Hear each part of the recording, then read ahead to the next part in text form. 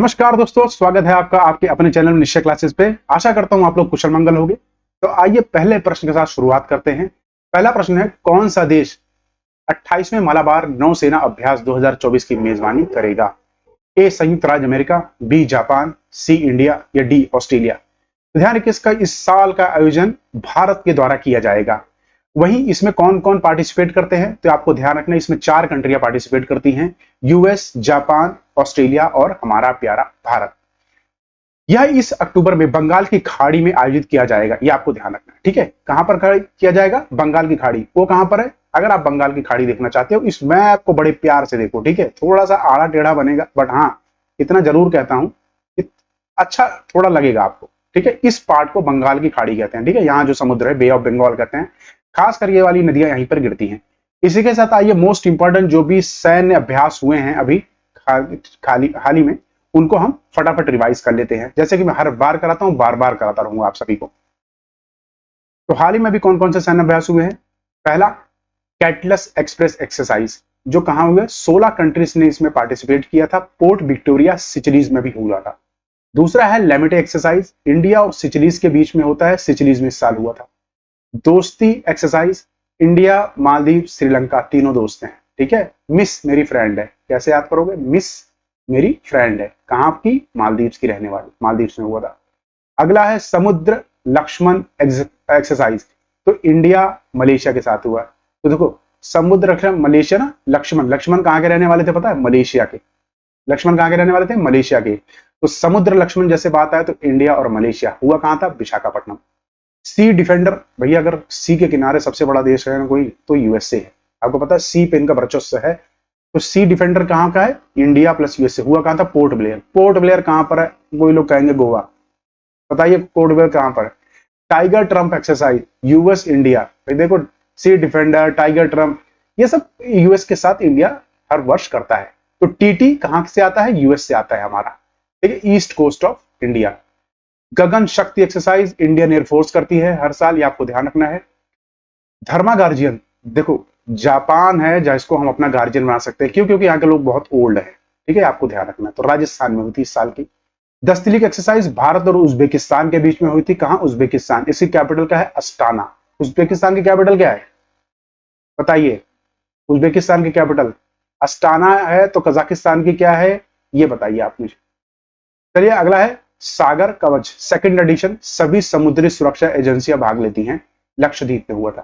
ठीक है, अगला है कायगंग सहयोग, इंडिया और जापान के बीच में था, चेन्नई तमिलनाडु में इस बार हुआ था। डेजर्ट साइक्लोन, देखो यूएई जो है ना, यहाँ पूरा डेजर्ट है, ये आपको ध्यान रखना है। ऐसा मान के चलो यूएई में डेजर्ट है, तो डेजर्ट साइक्लोन कहां साइक्लोन आएगा? और राजस्थान में। राजस्थान में पूरा डेजर्ट है, तो इंडिया यूएई डेजर्ट। अयुत्थाम, हाथी को मान लेना, थाईलैंड ना हाथियों के लिए फेमस है, ऐसा आप मान के लो। थाईलैंड, देखो थाई किसकी? मोटी मोटी थाई है, थाई किसकी मोटी होती है? हाथियों की। अयुत्थामा किसके? इंडिया और थाईलैंड के बीच में होता है। साइक्लोन क्या? बवंडर। बवंडर भाई इजिप्ट में आएगा। क्यों इजिप्ट में आएगा? क्योंकि यहां पर देखो, सही बात तो इजिप्ट में कोई सी नहीं है। ठीक है, मतलब इजिप्ट में नहीं है, सी के किनारे तो है ही बात है, रेड सी के आसपास ही है, रेड सी का किनारा है।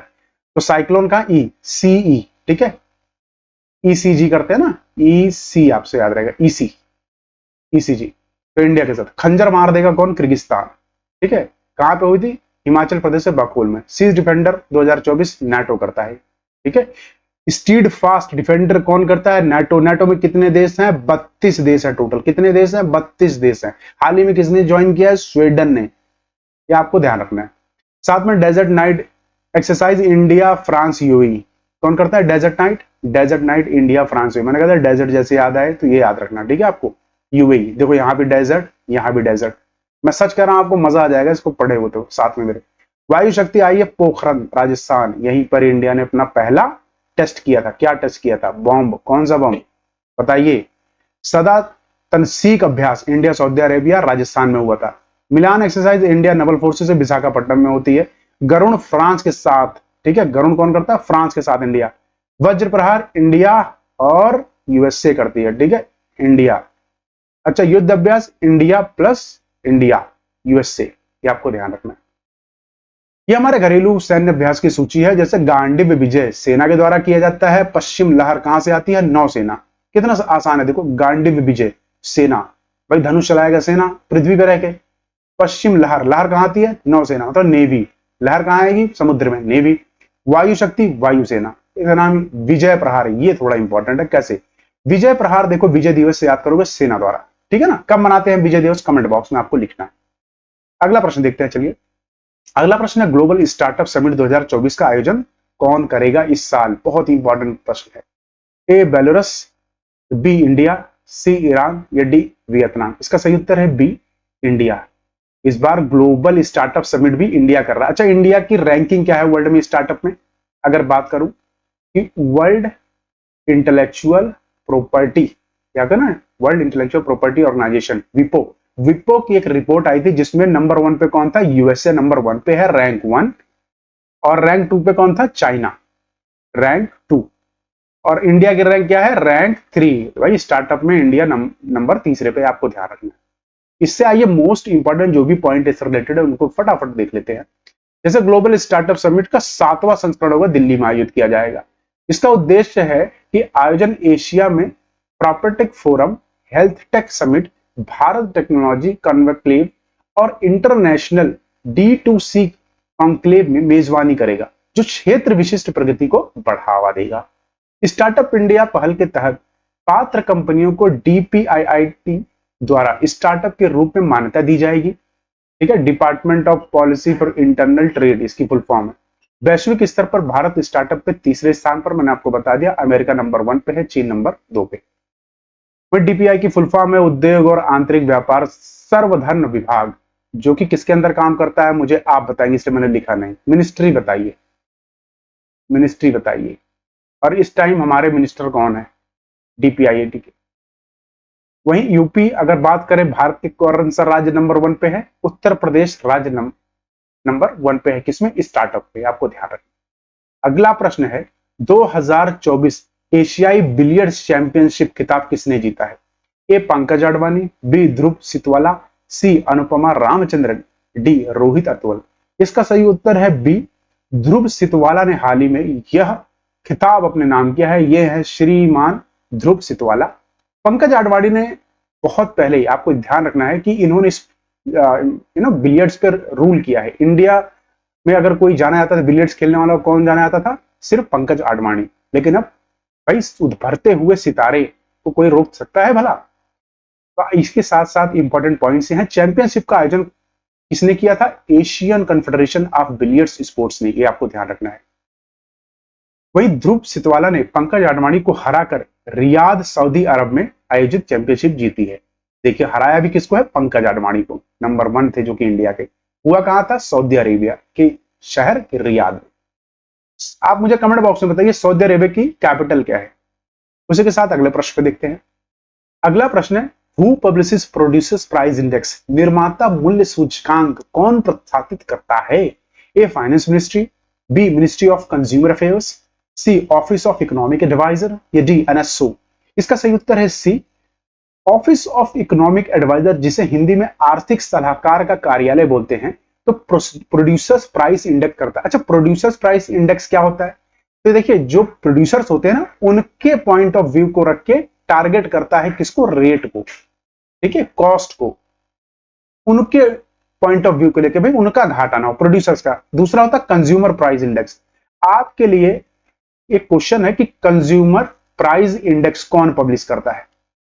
ये आपके लिए क्वेश्चन है कमेंट बॉक्स में।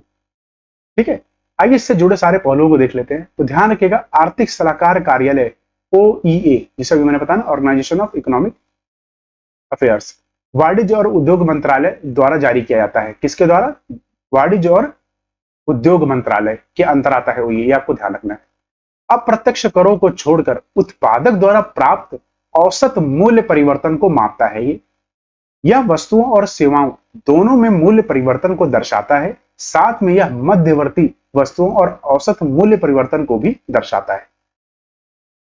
वाणिज्य और उद्योग मंत्री कौन है इस समय? पीयूष गोयल, ये आपको ध्यान रखना है। अगला प्रश्न है किस राज्य में टाटा पावर ने घर घर सौर पहल की शुरुआत की है? ए राजस्थान, बी झारखंड, सी मध्य प्रदेश या डी उत्तर प्रदेश? इसका सही उत्तर है डी। हाल ही में उत्तर प्रदेश में टाटा पावर ने यह लॉन्च किया है घर घर सोलर इनिशिएटिव। इसके तहत ये ध्यान रखिएगा, हर घर को 1,08,000 रुपए दिए जाएंगे, जिसमें से 78,000 रुपए तो केंद्र सरकार देगी। कौन देगी? केंद्र सरकार।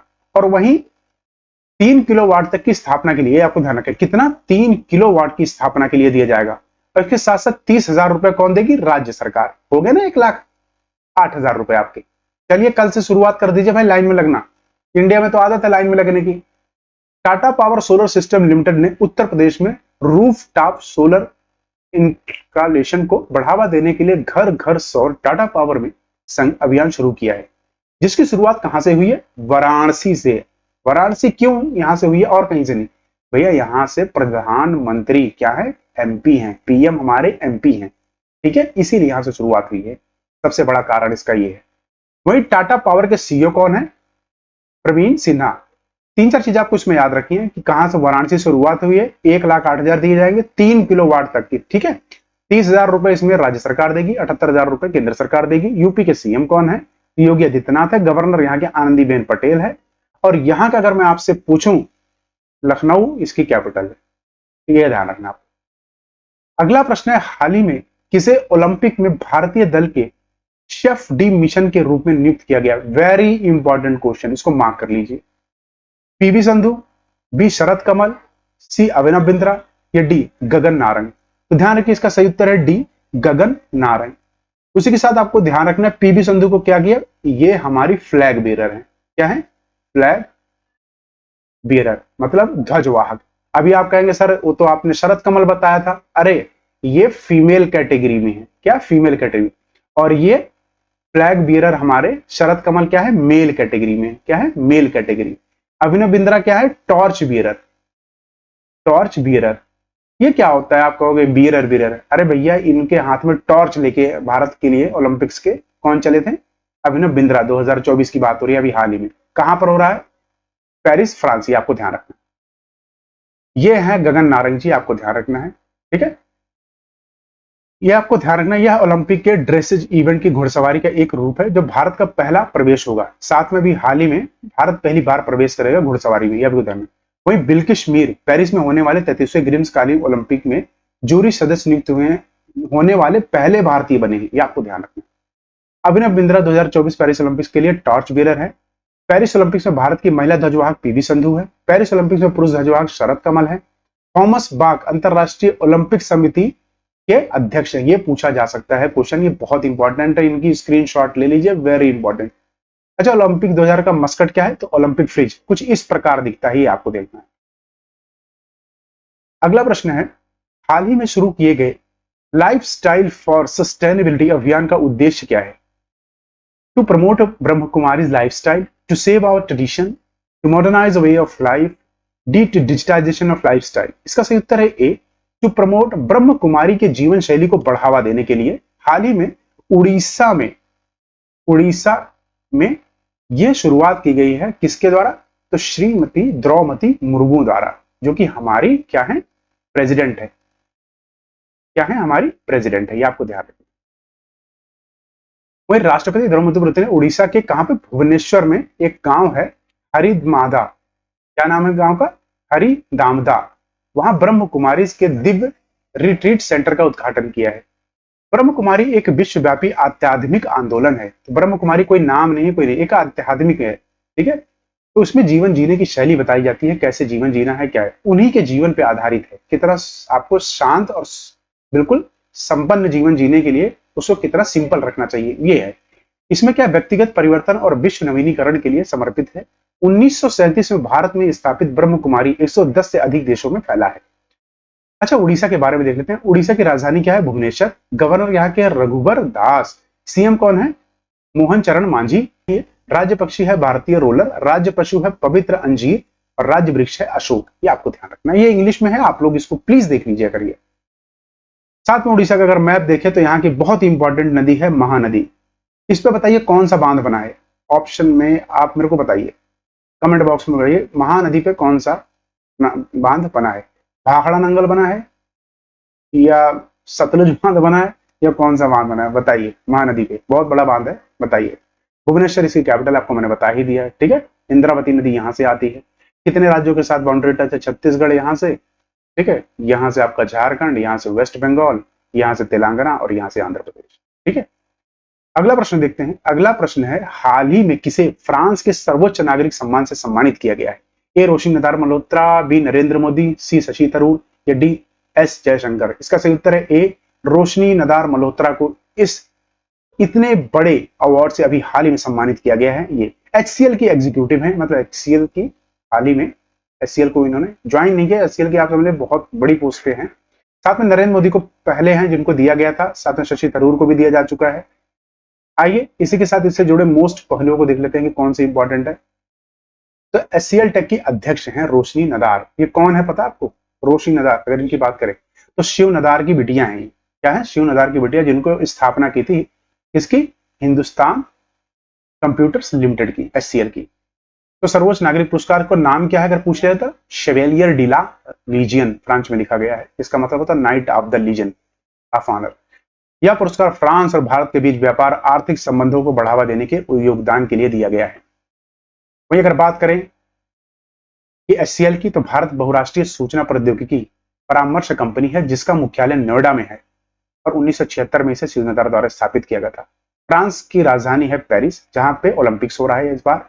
यहाँ के पीएम है गैब्रियल अटल, जो कि ट्रांसजेंडर है, पहले समलैंगिक और सबसे यंगेस्ट पीएम है। ठीक है, ये आपको ध्यान रखना है, यंगेस्ट और समलैंगिक। राष्ट्रपति यहाँ के एमनुअल मैक्रोन है, ये आपको ध्यान रखना है। उसी के साथ आइए अगला प्रश्न देखते हैं। अगला प्रश्न है, हाल ही में उत्कृष्ट सेवा के लिए रूस के सर्वोच्च नागरिक सम्मान से किसे सम्मानित किया गया है? तो ध्यान रखिए, इसका सही उत्तर है बी, नरेंद्र मोदी को दूसरी बार इस सम्मान से नवाजा गया है। पहली बार 2019 में सम्मान नवाजा गया था, आपको ध्यान रखना। ठीक है, तो रूस के सर्वोच्च नागरिक सम्मान Order of Saint Andrew the Apostle of the first class शुरू में 2019 में प्रधानमंत्री नरेंद्र मोदी को सम्मानित किया गया था। अब 2024 में भी इनको भी सम्मान किया गया इससे। वहीं जार पीटर द ग्रेट द्वारा 1989 में स्थापित किया गया था इसे। यह पुरस्कार केवल रूसी राज्यों को सबसे साधारण नागरिक या सैन्य सेवा के लिए दिया जाता है। तो आपको पता है कि मोदी ने ऐसा क्या किया है यहाँ के लिए? मोदी ने भाई इनके खिलाफ वोट ना करके ना, वोट नहीं किया इनके खिलाफ। जब अभी हाल ही में बैठक हुई थी यूनाइटेड नेशन की, तो वहां पे समझ लो इनकी मदद कर दी है, इसीलिए इनको पुरस्कार दिया गया। रूस की राजधानी क्या है? मॉस्को, और राष्ट्रपति यहाँ के व्लादिमीर पुतिन, आपको ध्यान रखना। एक बार रशिया का मैप जरूर देख लीजिएगा। क्यों? क्योंकि यहां से क्वेश्चन बहुत सारे उठते हैं भाई, पूछ लिया था बहुत इंपॉर्टेंट कि साइबेरियन पेनिनसुला कहाँ है। तो देखो सेंट्रल साइबेरियन प्लेटो, ये है साइबेरिया, साइबेरिया। ठीक है, पूछ लिया था, बहुत इंपॉर्टेंट है। यहाँ के जो लेक बैकल पूछ लिया था, कहां पर है लेक बैकल? देखो यहाँ पर है। ठीक है, मोस्ट मैं आपको बताऊंगा, बाकी कुछ नहीं बताऊंगा, सिर्फ यही। फिर पूछा था उरल माउंटेन्स कहाँ है? ये देखिए उरल माउंटेन, ये क्या करता है? यूरोप यूरोप और एशिया को अलग करता है, ये आपको ध्यान रखना है। ठीक है, आपको अगर नहीं सर ये तो यहाँ नहीं, यही है उरल माउंटेन्स ही है जो थोड़ा सा इनके बीच में बाउंड्री लाता है तो यहाँ तक फैला है। लेकिन एक बात बता रहा हूँ, ठीक है, आपको ध्यान रखना है, उरल माउंटेन्स पूछा जाए तो रशिया में ही है, ये आपको ध्यान रखना है। दूसरी चीज, बहुत ज्यादा व्हाइट सी पूछा था, कहां पर है ये व्हाइट सी? आपको ध्यान रखना है। वोल्गा रिवर बहुत ही इंपॉर्टेंट है, वोल्गा रिवर पूछ लिया था, इसकी कैपिटल है मॉस्को, ये आपको ध्यान रखना है। ठीक है, आइए अगला प्रश्न देखते हैं। अगला प्रश्न है, किस राज्य को 15वीं कृषि नेतृत्व पुरस्कार समिति द्वारा 2024 के लिए सर्वश्रेष्ठ किसी राज्य पुरस्कार से सम्मानित किया गया है? ए महाराष्ट्र, बी आंध्र प्रदेश, सी उड़ीसा या डी मिजोरम? इसका उत्तर है ए, हाल ही में महाराष्ट्र को इस पद से पुरस्कार से सम्मानित किया गया है, ये आपको ध्यान रखना।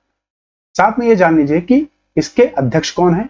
तो पी सदाशिवम इसके अध्यक्ष हैं, जिन्होंने 15वीं कृषि नेतृत्व पुरस्कार दिया गया है इनके नेतृत्व में। अपनी अभिनव कृषि नीतियां और कार्यक्रमों के पहचान जाने वाले महाराष्ट्र की पहलों में, देखो कौन कौन सी चीज में पहल में है? पहलों में सबसे बड़ा बांस मिशन, व्यापक सिंचाई परियोजनाएं और नैनो प्रौद्योगिकी उर्वरक वितरण शामिल है, जिसकी वजह से इनको दिया गया है। वही महाराष्ट्र के राज्यपाल कौन है? रमेश बैस। महाराष्ट्र के मुख्यमंत्री कौन है? एकनाथ शिंदे, ये आपको ध्यान रखना है। इसी के साथ महाराष्ट्र का अगर मैप आपको मैं दिखाऊं तो ये ध्यान रखें, इसमें बहुत सारे प्रश्न बहुत सारे तैयार रहते हैं। जैसे कई बार पूछा जाता है हरिश्चंद्र रेंज कहाँ है, तो आपको ध्यान रखना महाराष्ट्र में है। बालाघाट रेंज महाराष्ट्र में है। महादेव रेंज तो कई बार पूछा जाता है, यूपीएससी में पूछा गया था ऐसे करके। अजंता रेंज, इनको नॉर्थ टू साउथ लगाना, तो अजंता, बालाघाट, महादेव। हरिश्चंद्र, महादेव, तो हरीश, महाबाल, अजंता। एलोरा कहां पर? आप ही मुझे एलोरा की, एलोरा रेंज कहां पर है? एलोरा ऑप्शन में, मतलब कमेंट बॉक्स में आप ये बताइए कि एलोरा कहाँ पर, अजंता एलोरा आपको होते हैं ना गुफाएं, एलोरा कहाँ पर। वहीं गवलीगढ़ रेंज पूछ लिया आता है, सपूदा रेंज, ये रेंजेस पूछे जाते हैं। अच्छा, इंपॉर्टेंट रिवर यहाँ की बहती है तापी, देखो यहाँ से ये रही, ये तापी रिवर है, ठीक, तापी रिवर, ये आपको ध्यान रखना है। बाकी महाबलेश्वर बहुत ही इंपॉर्टेंट है, ये बहुत इंपॉर्टेंट है। आइए इसी के साथ ना एक बारी ये मैप भी जरूर देख लीजिए इंडिया का। क्यों क्यों क्योंकि ये मैप आपको बताएगा कि महाराष्ट्र की सीमाएं कहाँ कहाँ से हैं। तो ये आपका महाराष्ट्र है, इसकी सीमाएं देखिए कहाँ से कहाँ तक है।